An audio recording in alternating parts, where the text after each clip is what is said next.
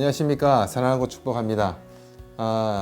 이제 내일이 주일입니다. 이번 주간도 금방 지나갔죠. 어떻게 보내셨습니까? 이번 주간 바쁘셨습니까? 아니면 지루하셨습니까? 아니면 두려움에 떠셨습니까? 아니면은 기대감과 또는 무의미함, 여러 가지 어떻게 보냈는지 굉장히 궁금합니다. 또 보고 싶기도 하고요. 이제 5월 4일 날 이후로는 함께 예배할 수 있기에 또 기대를 가져보고 또 준비를 하고 있습니다. 내일 주일 비록 흩어져서 예배를 드리고 있지만 마음을 모아주시고 함께 예배함에 또 즐겁게 기쁘고 또 기대할 수 있어서 우리가 주님 앞에 드려지는 또 오늘 하루 또 내일 하루가 되시기를 축복합니다. 계속해서 오늘 말씀 누가복음 계속해서 강해로 누가복음 오늘은 18장 9절부터 17절까지의 말씀입니다.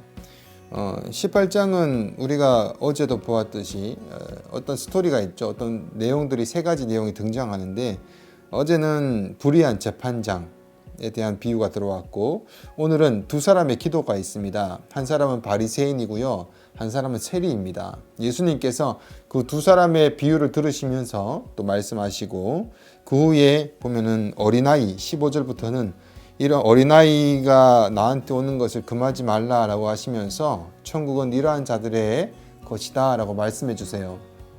그리고 오늘은 그래서 어린아이까지 보고 내일 주일날 그 뒤에 있는 18절부터 30절까지의 부자 관리가 나와서 청년이죠. 청년이 주님 앞에서 하늘나라에 대해서 또 묻습니다. 계속해서 이 천국에 들어가는 비유를 보면서 18장을 잠깐 오해하기 쉬운 게 기도에 대한 장이다라고 하면 이 모든 내용들이 좀 떨어져서 느껴집니다.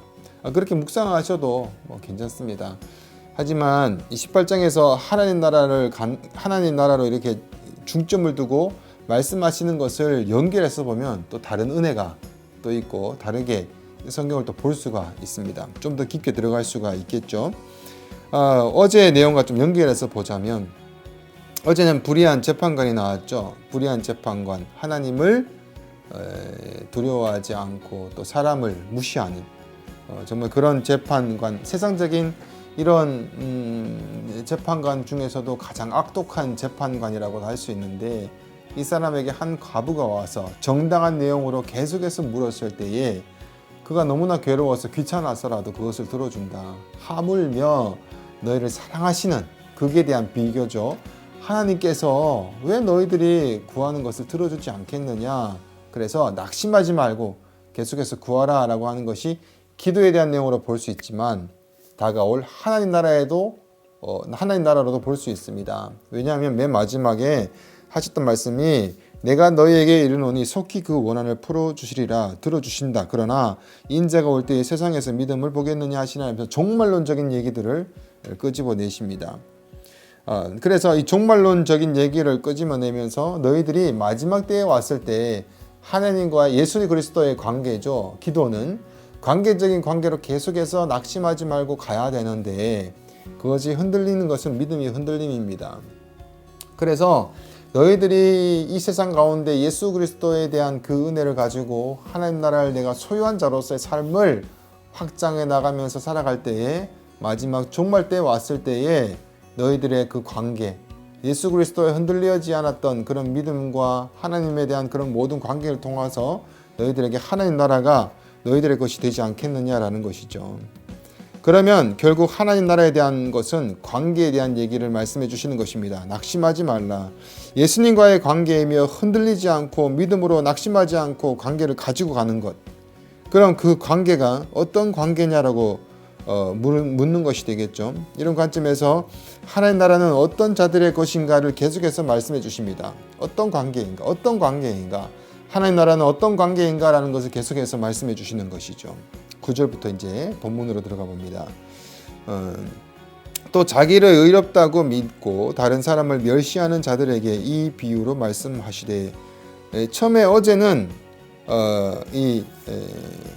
항상 기도하고 낙심하지 말아야 될 것을이라고 말씀하시고 이 9절 말씀은 바리새인과 세리가 기도하는데 누구를 대상으로 비유를 하냐 하시면 자기를 의롭다고 믿고 다른 사람을 멸시하는 자들에게 비유를 말씀해 주십니다. 대상이 자기가 의롭다. 그래서 다른 사람을 멸시하는 사람이라는 거예요. 이러면 이 사람이 바리새인이 아니라 누구나 다 되겠죠. 지금의 믿음의 길을 가는 모든 사람이 되겠죠. 나름대로 나는 신앙생활을 한다 하는데 그것이 잘못된 자기가 자기를 의롭다고 생각하고 다른 사람을 멸시하는 사람이라는 거죠. 그런 사람에게 비유로 말씀해 주시는 거예요. 좀 이해하기가 쉽죠? 10절 말씀. 두 사람이 기도하러 성전에 올라가니 하나는 바리새인이요 하나는 세리라. 두 사람 나오죠? 그 다음에 11절에 바리새인, 두 사람이 기도하는데 바리새인을 먼저 얘기합니다. 11절에 보면은 바리새인은 서서 따로 기도하여 이르되 하나님이여 나는 다른 사람들 곧 토색, 불의, 간음을 하는 자들과 같지 아니하고 이 세리와도 같지 아니함을 감사하나이다. 세리와 바리새인 그 당시에 대한 그 당시 상황을 본다면 바리새인은 굉장히 존경을 받았죠. 왜냐하면 율법을 지켜나가고 또 지켜나갔던 하나님 앞에서 율법을 지키려고 애쓰고 정말 목숨을 걸어서라도 율법을 지켜나갔던 자들이었습니다. 세리는 누구입니까?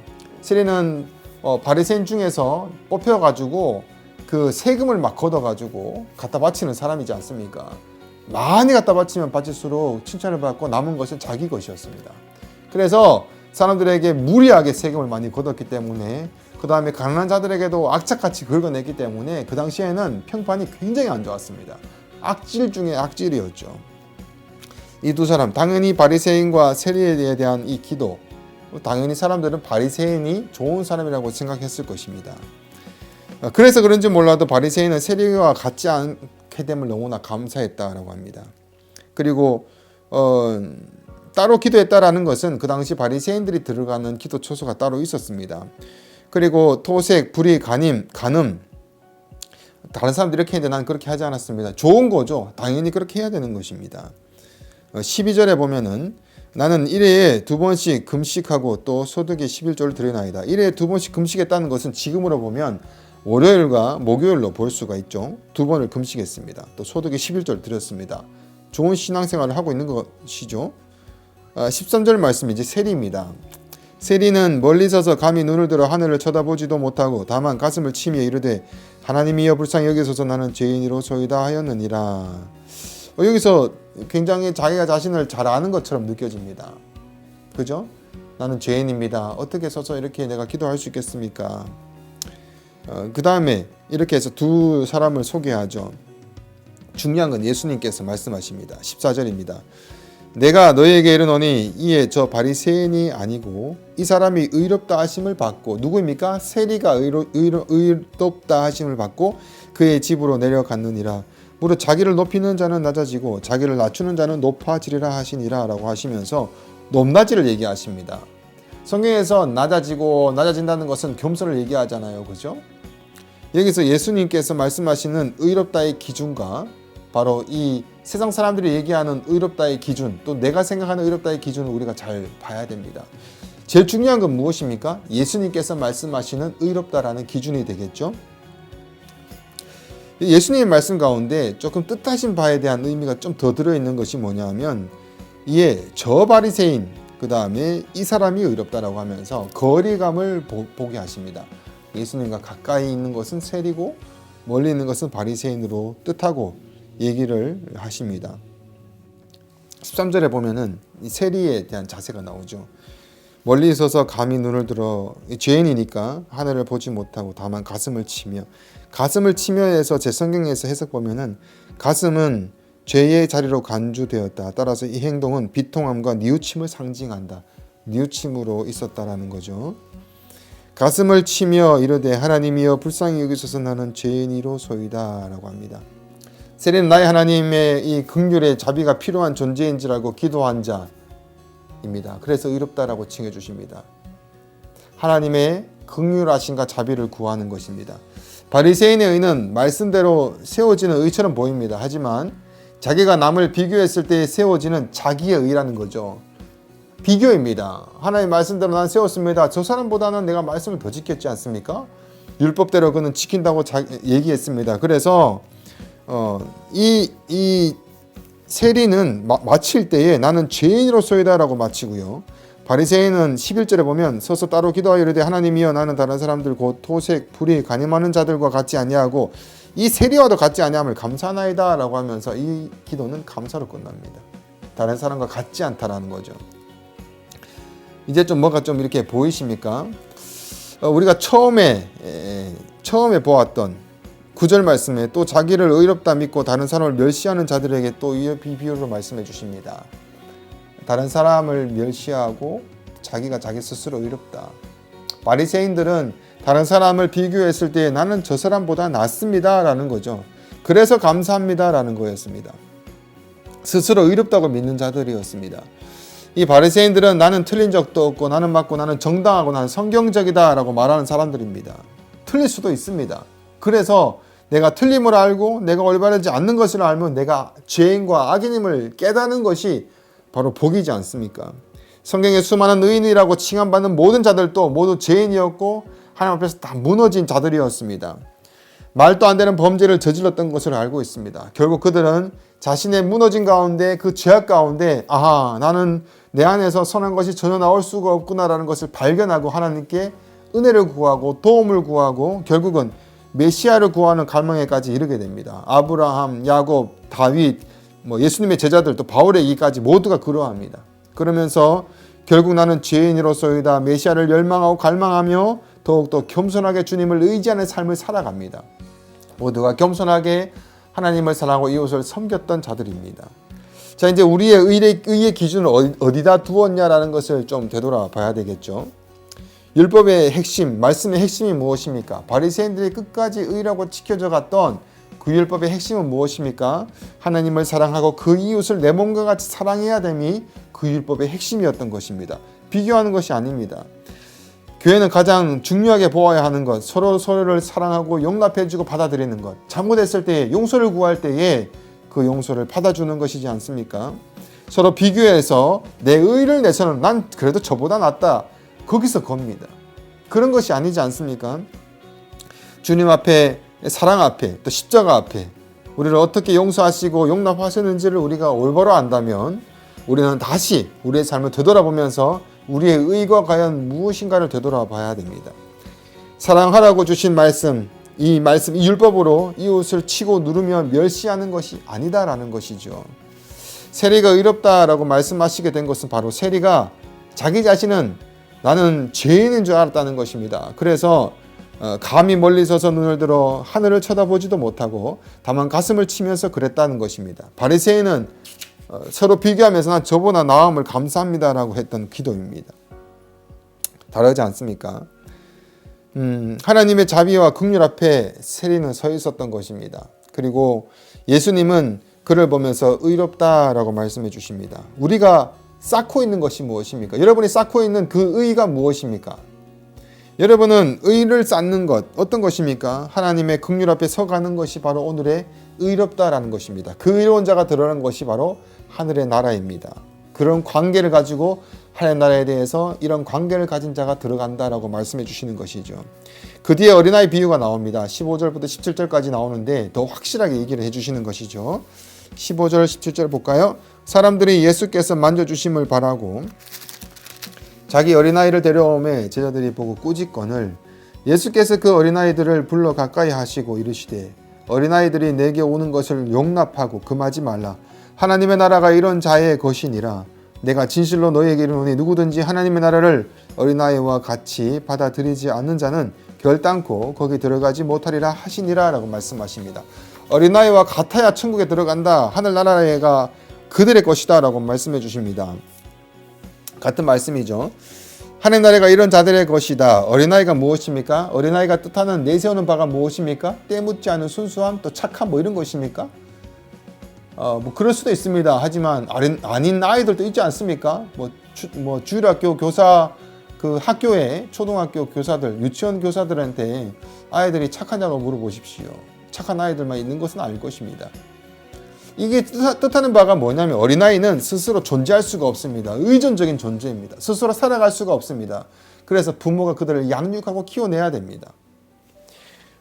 그러면 답이 쉽죠. 의지적인 존재. 어린아이들처럼 우리가 하나님을 의지하고 하나님의 긍휼을 바라며 하나님의 도움 없이는 살아갈 수 없다라는 것을 인정하고 그분 앞에 서가는 하나님의 자비와 긍휼 없이는 살아갈 수 없다라는 것을 고백하는 신앙인의 자세, 이것이 바로 하나님께서 그런 자들에게는 바로 하나님의 나라는 그런 자들의 것이다라고 말씀해 주십니다. 정리합니다. 불의한 재판관 또 정당한 기도를 들어주십니다. 하물며 너희를 사랑하시는 독생자까지 내어주시는 하나님께서는 당연히 들어주신다라는 것입니다. 관계적인 것을 설명하고 계시죠. 그 관계는 바로 하나님 나라를 가진 자들의 것이다라고 하시면서 하나님 나라는 어떤 자가 들어가야 되는가라고 해서 계속해서 관계적인 것을 말씀하시죠. 그래 두 번째 얘기는 바리새인과 세리의 이야기에서 그의 행위가 아니라 그의 고백, 그 관계적인 고백을 보시면서 의롭다라고 말씀해 주십니다. 바로 하나님의 자비와 긍휼에 서 있었던 것입니다. 우리가 하나님 자비 앞에 서야 하는데 우리가 신앙적으로 볼 때 또 성격적으로 볼 때 너무 잘난 것은 아닙니까? 되돌아봅시다. 우리가 하나님 앞에서는 또 얼마나 잘난 척하고 또 사람들 앞에서 얼마나 잘난 척했는지 우리도 틀립니다. 틀릴 수밖에 없고요. 다 틀립니다.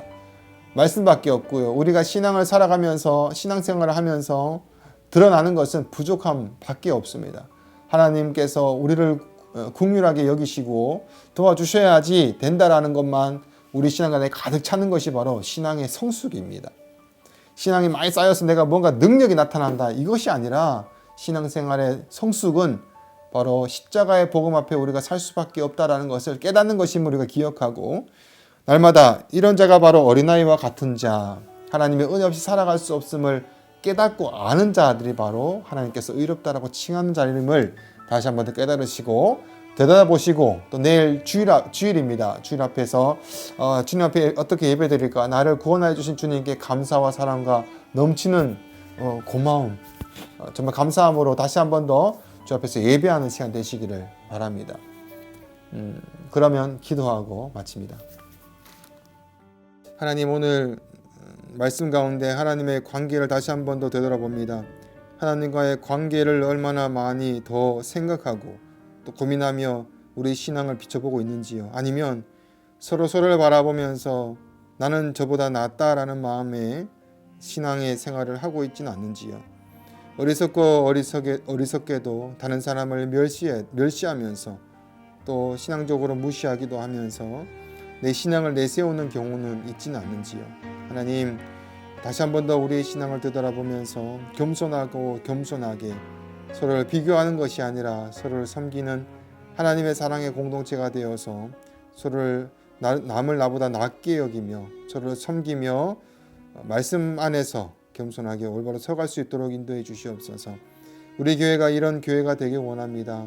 우리 교회가 이 세례와 같이 낮아지는 하나님의 사람들로 많이 세워지기를 원합니다. 그래서 우리 교회인들 세상에 나가서 생활할 때에 세상 사람들이 바라볼 때에 참된 교회의 모습을 바라볼 수 있는 성도의 삶이 될 수 있도록 주님 세워주시고 인도해 주시옵소서. 오늘 또 말씀하신 바대로 되돌아보며 내일 주일을 준비합니다. 우리 주일을 준비하는 모든 성도들 마음 가운데 기쁨과 기대함이 가득하게 도와주시고 무엇보다 그 십자가의 은혜를 다시 한 번 더 묵상하면서 얼마나 은혜와 사랑을 받은 자인지, 얼마나 이 미천하고 부족한 이 죄악이 가득한 불가능한 우리를 사랑해 주셔서 구원해 주신 그 은혜가 얼마나 큰지를 늘 잊지 아니하고 그 사랑 앞에 서게 해주시고 그 사랑으로 살아갈 수 있도록, 그 사랑으로 이웃을 섬길 수 있도록 인도하여 주시옵소서. 감사드리며 예수님 이름으로 기도드립니다. 아멘. 사랑하고 축복합니다. 내일 뵙겠습니다.